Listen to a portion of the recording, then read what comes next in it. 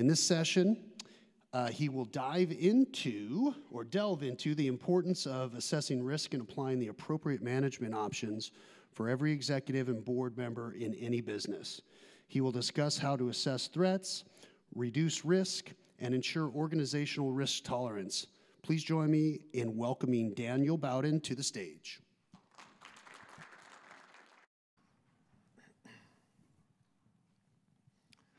All right, very pleased to be here. What a great event.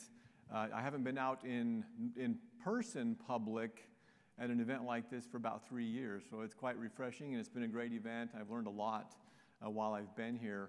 Just some information about me, where I've been recently, and kind of going back to I put back to 1989.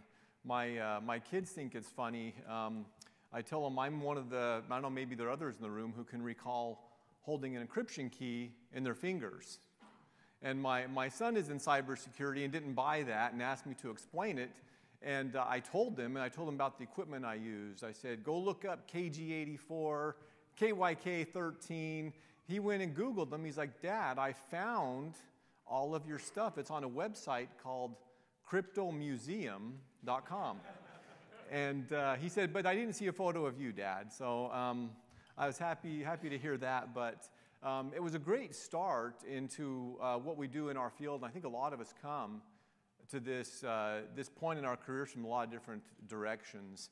And I can always kind of relate to those who came in through the military side and worked with securing data. And just got to learn a lot of great infrastructure experience. I was 7 years in the military. Got to build my first SMTP email gateway off of an old AT&T 3B2 system. I don't know if he was old enough to remember those, but those were great times. I learned a lot, and it definitely helped me prepare for a career in what we all do now. And then, very interested. I was in healthcare for about 15 years before I came to Marsh 14 months ago, and just really got into all the challenges, not just of security and cybersecurity, but the challenges of how healthcare is managed throughout the things that we experience, and the challenges you hear us talk about in society and costs and stuff like that.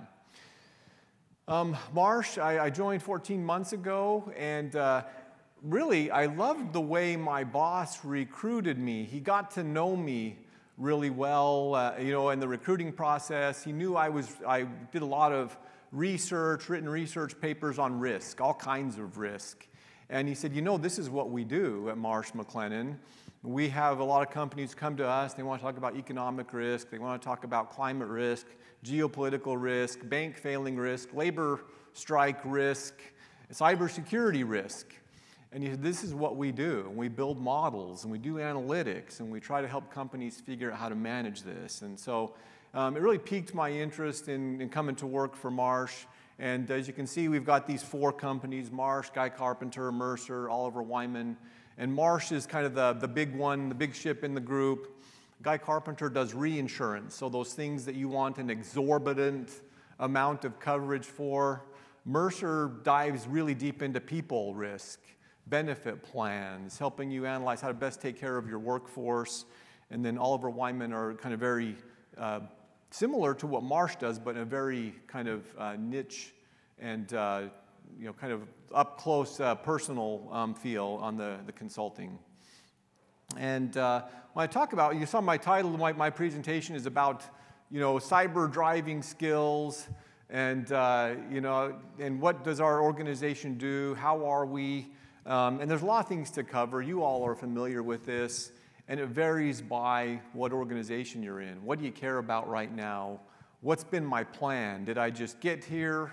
Have we had recent issues? Did we go through a big business change? And so there's not one right answer or one group of right answers. There are a lot of things that are relative in figuring out what your risk posture is and what your desired security posture should be, and then how do you go about deciding what's next. And it's been an interesting kind of episode, the whole life cycle of cyber insurance. And I don't know what your first experience with it. Mine was, it was about 10 years ago. I was first the CISO at University of Utah, and I've actually been with the university for about 6 years before. I was brought in to be the deputy CISO, and then I went down this path of helping clean up all kinds of technology and infrastructure issues. I didn't want to, but the CIO had a good point. He said, Dan, you're never going to make this place secure with the mess that all the tech is in, and he was right. And that's a whole other story if you want to get into healthcare tech and why they've had so much issues. But I remember my first call with the cyber insurance, the carriers and the broker, it was brutal. And I didn't expect to get anything. I was just, brutal, honest, cringe-worthy honesty about stuff. Because I'm thinking, if they're going to insure me, the next thing that'll happen is we're going to insure 9-year-olds to drive semi-trucks on the freeway, And guess what? They did it. But cyber insurance was kind of new back then. But I think the carriers figured out higher ed aren't the group to cover early on. The next year when we called, they said, Dan, can you cut the health system out of all of this? And I said, yes, we do that. And so we started modifying, and the sector and what they do with cyber insurance started to evolve. And I think maybe some of you have seen that over time. And so now it's more of a ongoing, instead of doing a spot check every one year, every 2 years, they actually let you engage and manage your cycle through this. And so that's what I became I've been an off and on again client with Marsh. And I was in my last organization before I joined Marsh, and I said, hey, this is a pain. You're going through these processes. How do we do this? How do we get through the assessment? How do we manage it better? And we've been working on it as a sector, trying to make it just all around more sensible and understandable experience, so that you can see you're managing what your kind of your insurability would be. If anybody asks, well, what are the big things? What are the most important things? Those 6 things on the top have a lot to do with just general insurability. If there's a gaping hole in any of those, then there's going to be a lot of conversations. Whoever your broker is, they're going to say, okay, this is what the carriers are looking for. And they'll be very transparent with you. The carriers are looking for these top 6 things, and there's some extensive questions about those. What I loved about Chuck and Josh's discussion yesterday, that's the 7th thing listed down here. But if you do that well and do it often enough, it will inform your organization how you're doing on the top 6. Because all of us know we often need organizational support in order to get those taken care of. And so from my own experience, I think that cyber incident response, that planning, the tabletops, those will inform the organization, hey, are we any good at this? So when you're doing a tabletop, person running it says, well, you don't have MFA everywhere, so we popped one of your employee portals, and now this is where we are. And you can point back to talk to your boss, your CEO, and say, hey, and oh, by the way, that's real for us, right? And you can talk through that. And a lot of you have been around long enough, I don't need to give specific examples on these, but you understand the concepts around these.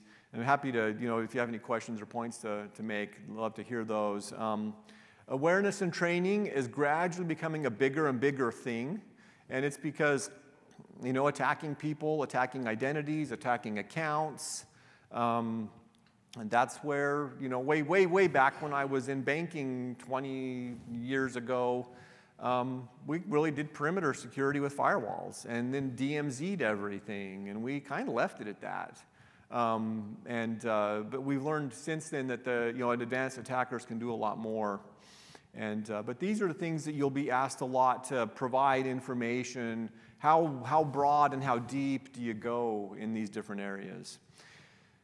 Vendor digital supply chain, that one is so difficult. Those of you who are responsible for vendor security, or you're a vendor yourself, And that's the circumstance I'm in with Marsh, is I've got vendors I have to talk about, and then I'm a vendor as well for our client teams to sign up businesses for anything, any given thing. They want to know, if we're protecting any of their data, how are you guys doing it? How does it work? And then digital, if you're doing add-on efforts, you have a consumer platform, or you want to make a consumer platform, we want to make a mobile app. Those are important things to talk about as well. All right. So one thing I like that Marsh transitioned to, and I think the other insurance brokerages have this too, so I'm not trying to say that we're completely unique in this, but this idea of seeing our score, where are we? I think that's something we can all relate to. I did this work. What did it mean to my broker? What did it mean to carriers? Where did the dial move? And so you can have this scorecard concept, and NIST, is actually becoming a global reference. It's not just a U.S. framework. I mean, it's a U.S. created framework, but it's actually becoming globally referenced as well. And this will give you sort of a heat map of which things you're doing well at, which things to come back and work on for insurability. And we'll talk about what insurability versus actual risk is in a few minutes. And then the risk analytics is where that comes in. But I like now is the CISO doesn't have to be the only one that does all this. If your CTO does BCDR, sometimes you might do it, sometimes they might do it. Sometimes someone else will comment on other things. They can all provide input on this. And so it's a pretty good tool. And then it'll also bring up flags. And let's say, well, you know what? I'm sure no organizations here are in this boat, but let's say there's an organization that maybe they're on the bubble, or maybe they're not exactly insurable, but they want insurance, they need insurance. The brokers now are trying to create, hey, if you can get these 3 things done in 90 days, it'll change your model, and we can get you bound for a policy. And it's, who knows, maybe not all companies need that. Some it's a big deal to go get that right now, and some they'll say, you know what, we'll just continue down our path and evolve. But it kind of depends on what their obligations are to other stakeholders, and kind of moves through that process. But you can see they might be otherwise declined coverage, but you can get coverage now if you're willing to do certain things. And we'll talk a little bit more about that, what the carriers are doing to try to help you figure that out. I think all of us probably would imagine the companies that might be in this situation, maybe they don't have a regular CISO, or the CISO just started. They may not be grounded really well on who they can call, on who they can talk to on that. How do I do this? Who do I call to get MFA installed on this part of my environment in the next 90 days? And there are organizations out there who are asking those questions. And we were talking a little bit about this morning, visiting with a few of you. This is just some of the analytics, and I won't dig too much into the numbers. There's some interesting bar graphs. If you look at percentage of types of events, it says ransomware is roughly a 5.25%, and then you have like those random business impact cyber events that happen, and then you have these privacy breaches. Then you go over to the middle and look at the money associated. You can see ransomware, considering maybe that, even though it's a smaller percentage, it's a bigger hit in terms of money. And I'll explain I know like Anahi and others in healthcare know how the big tall privacy line is high in number and low on cost. It's because healthcare does things really weird. A big health system has a privacy breach of some sort almost every single day. And it's because we're still sending faxes to the wrong location. One patient record, that's a breach. You got to send them a letter. Or you'll have your billing, the company that prints your bills will print 5,000 bills and then put all 5,000 in the wrong envelope and mail them out. So that's the nature of a lot of the privacy breach numbers when the brokers come up with these costs. So that's why you see the big tall, privacy line in numbers of events, but then the small cost associated with it. But ransomware, it's lost business, lost opportunity, and then the total loss potential. This is a more advanced analytic that it's a bigger discussion, I think, if you want to get with your broker. But nowadays, brokers, if you're a tech company and you want to have a consulting, and sometimes your board may ask this, what's the odds of my company becoming the next SolarWinds? You can ask your broker that, and they've got analysis to come back and tell you, hey, you know what, we think there's a 15% chance you'll become the next SolarWinds in the next 3 years, and this is why. And then here are things you can do to start chipping away at the likelihood or chipping down the impact, and then kind of walk through all of that. But the good news of the past 10 years is that these brokers have been gathering a lot of information and partnering with other companies that gather information about events to try to produce what these models are. And even really good companies get hit. Some of the security companies, Okta, others, it happens. You can have a really good company, they can still suffer some kind of a breach or a security incident, and so this is just one of those things that the brokers can now do, kind of dig into some really advanced analytics for you if you're interested in that. And the odds, and they, like I said, what really piqued my interest about the company overall is they can do this on anything. What about a hurricane? What about a labor strike? What about a terrorist event? They've got, all these brokerages have these geeks who sit down and run the analytics to figure that stuff out for you.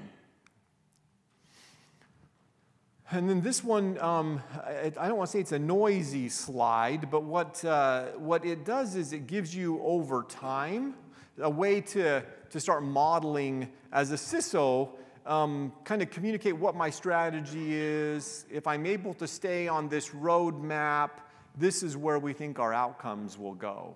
And so that's kind of the summary of it. But it's good information, and you can talk about, okay, what does a control? Here's a control, and if I address that control, what does it do to my risk? And I think it's one step past the risk quantification tools, just because it's based on outcomes, that they've been measured and things that have happened or been filed. And so it's been kind of an interesting discussion to have with that and say, okay, well, MFA, that's become a very easy one to measure. I think all of us, if you're describing it to a friend why you do MFA, and not offending, I've done this myself, but not offending others, it's the people without MFA are the same people who put the key under the mat at their front door, right? A bad guy who wants to get in is going to look under the mat, look under the flower pot, look on top of the door frame, and I tell people in layman's terms, is the same as not having MFA. And if you only have it on part of your organization, then there's another door somewhere on your organization that has that. But this will help you kind of solve down the percentage of controls and how they relate to risk. And then back to the, well, who do I call point? Marsh has found they get bombarded with questions about, okay, so you're telling me I don't have control X, and like I said, they may not have a CISO, they may not have others. Well, who does that? Who can I call? How do I know I'm dealing with a reputable company? And 25 years ago, I don't know who else was doing this then, we could name all the security companies in a couple of breaths, right? Now we can't name the ones who just started this week. And so imagine being somebody brand new taking over a security program now. They don't have any idea if they're dealing with somebody who has a good reputation and can deliver on addressing some of these controls. And so the brokers, or I would say the brokers broadly, no matter who they are, they're working on figuring out, okay, this is for your size of organization and what your budget looks like and what the risk associated with your business looks like. Here's 2 or 3 options that you could go look at. And so the upside for the client is, hey, we'll show you this, and then the upside for the brokers are obviously they know you're using a trusted party, and have basically a relationship with that party and helping bring the two together. And then it's kind of that procurement support. Like I said, this is a room full of experts, and I don't know anymore. I watch it so closely, but I suspect, I don't know, maybe 20% of all the companies, in the world have one of you working for them, right? And so, and we're trying to groom others, but we want to keep those people with us, right? Our really sharp people, and they do go get hired elsewhere. But that's what I think some of the brokers are trying to help is if it's a CTO or if it's a newly appointed security director, how can we help them make informed decisions about risk? And so this is where I really got involved in Chuck and Josh's discussion yesterday. I was like, I'm going to be quiet. I'm not going to say anything. And but I couldn't resist diving into this. But back to that point about tabletops and incident management, I would say there is no discount or no kind of pumping up the value of doing this and how often you can do it and different audiences. What I liked about the discussion yesterday, you could play that probably 10 different ways, 10 different angles, and have 10 different conversations about it. And so that was what I loved about that and getting into that discussion. But if you've got insurance, I would recommend calling them. You probably have access to someone who will orchestrate a tabletop. They'll come in, they'll call you and say, hey, what do you need on this? In my last organization, they said, well, Dan, we recommend testing blah, blah, blah, blah, these 26 things. And I can remember how many there were. I said, you can do whatever you want. But at the end of this, we all need to hear the CEO talk about paying a ransom. I said, if we don't get to that, I don't care how all the rest of it went.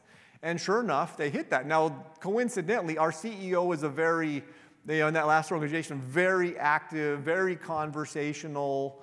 If you were to do a word measurement of who said the most words in that 5-hour meeting, it was him by a multiple on whoever was second, right? But we had that conversation. And the cool thing was, it set these great bars for actual risk tolerance and risk appetite. And who doesn't want to know the risk tolerance and appetite of their CEO? And he sat there and told everybody. And it'll help you and your broker sitting there listening to this know how you're going to operate. To give you a cool example, we talked about a ransomware outbreak. And he said, okay, so we're just now sitting in the room and you're just now telling me there's an outbreak and you're just now telling me you haven't figured out if it's contained. Well, yeah. He goes, okay, Dan and Jeff, my buddy Jeff, the CTO, you two have failed. Okay, we're doing a tabletop. And he said, here's what I want to happen, or I want you to tell me. He said, are we going to shut down the network as soon as any given person discovers or believes there's a ransomware attack? And I said, we can do that. And he cut me off. He said, Dan, stop. Don't say can. Tell me we will.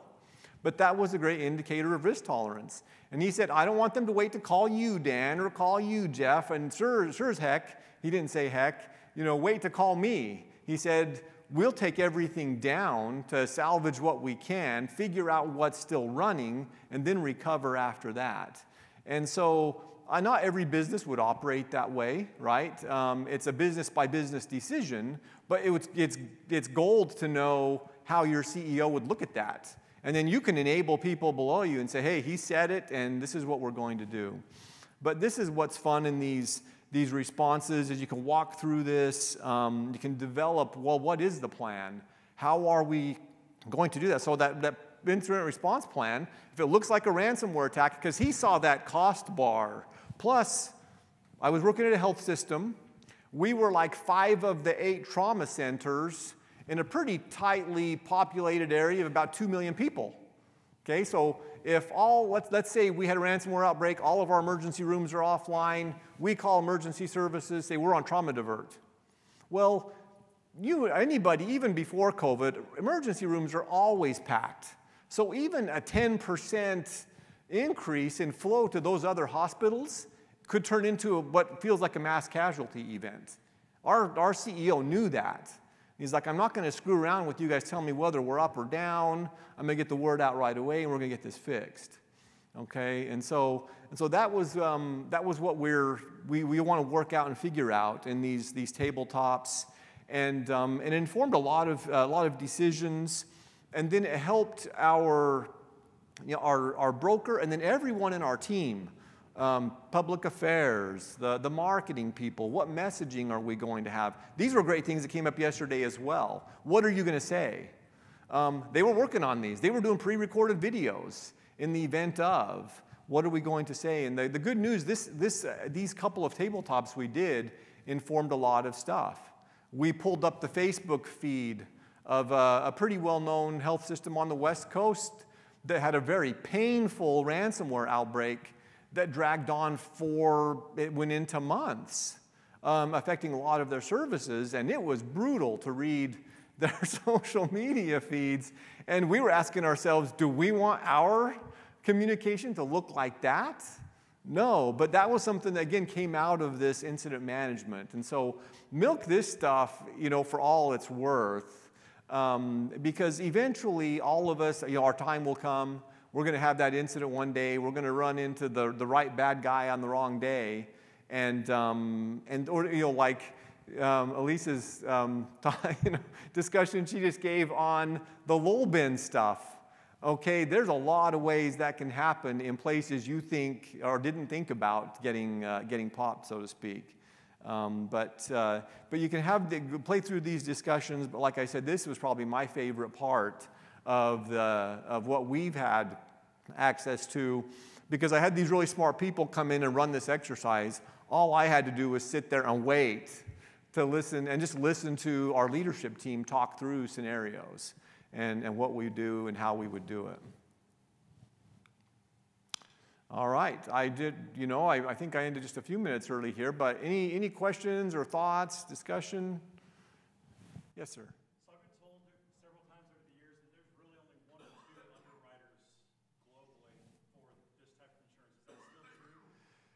I know Marsh is really big. I'm 90% sure Aon still does this as well, and there are smaller ones that do that. So I would guess most of you, if you have cyber insurance, it's Marsh, Aon. I would say it's probably 80% chance, and then there are a couple of others, but I don't recall who they are. And I was also told there's generally a cap, like the three major breaches that you've seen, Marsh, those through.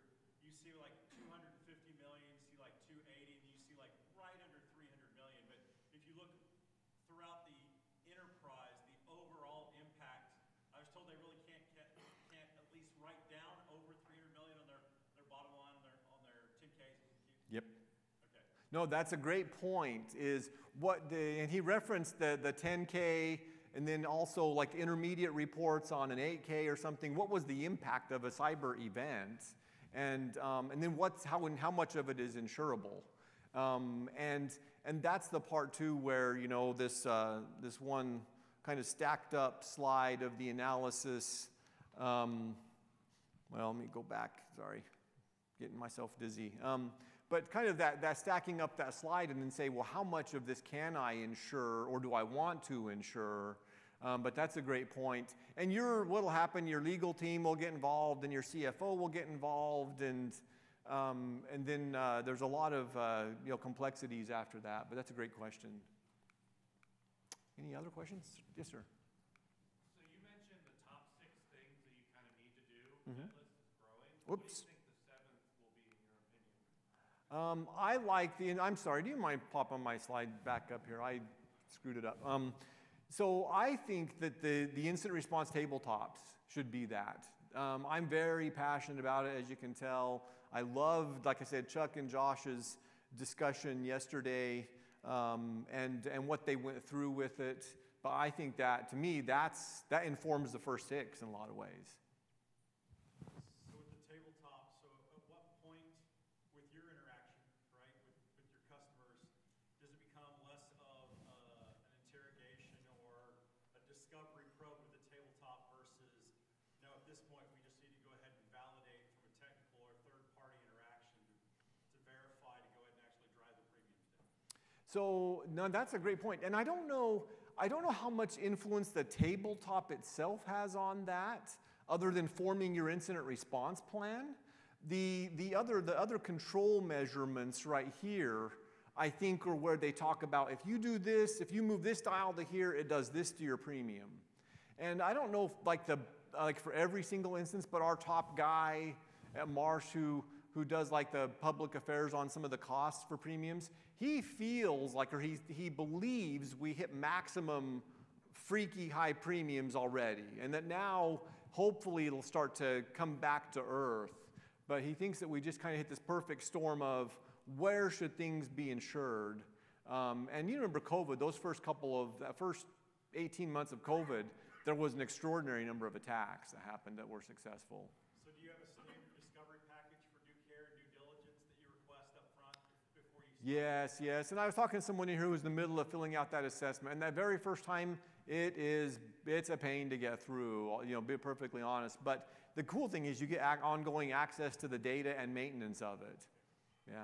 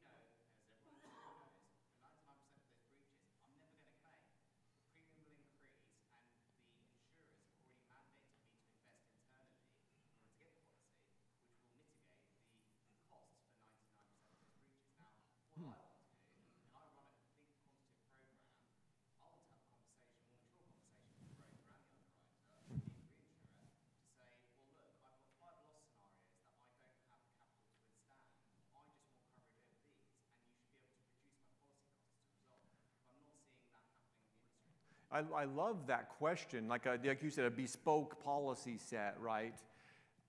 Holistically for like what you call the mainstream coverable companies, I haven't seen that yet. The only place I've seen it are those ones that are on that pathway I referenced. But if you don't mind, catch up with me. I'll put that question into the pipe and see what comes out, if that's being something to thought about. I think the actuaries. Do you mind if I catch one over here? Okay, go ahead.